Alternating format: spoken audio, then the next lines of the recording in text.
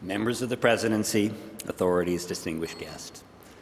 Let me begin by expressing my deep gratitude to the BBVA Foundation and to the selection jury. It's both humbling and energizing to share recognition as a BBVA Foundation laureate with the incredibly distinguished past and present recipients. In the sweep of history, there are a few points when trajectories change and the shape of the future is determined. The late 20th and early 21st century are surely a global inflection point as increasingly numerous and capable humans and human societies confront intrinsic limits to the Earth and its ability to absorb the consequences of our activities. The needed inflection is clear. We need to stop using the atmosphere as a waste dump, and we need to craft a new partnership with nature, building long-term wealth based on understanding and respecting the Earth's functions, possibilities, and limits. Understanding the controls on Earth's climate is one of the scientific triumphs of our era.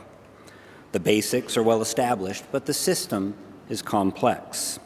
The aspects that fascinate me are the processes that can amplify or suppress the initial changes.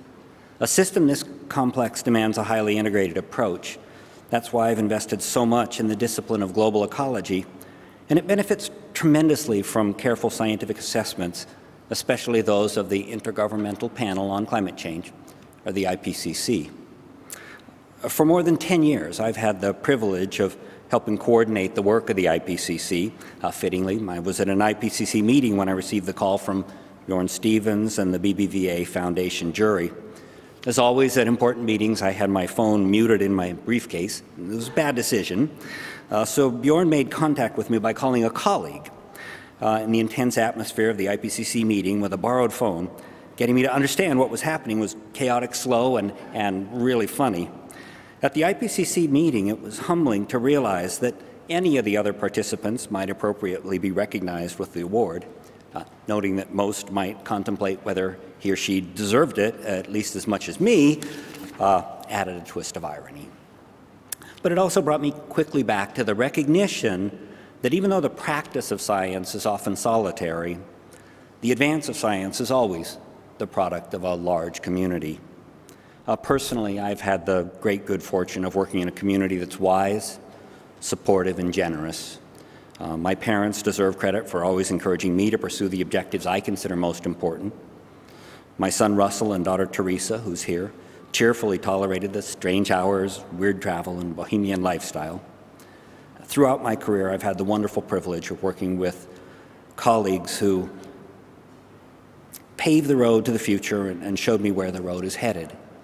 Paul Ehrlich, with whom it's a wonderful privilege to share this occasion, and Hal Mooney especially inspired me to think about science as a human as well as a technical endeavor. I've also been inspired by many students, postdocs, and young colleagues, people whose brilliance transforms half-baked ideas into important results.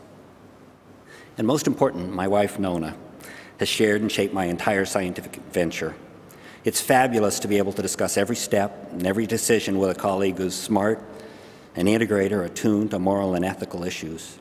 The BBVA Foundation Frontiers of Knowledge Award should really have all their names inscribed alongside mine. Thank you very much.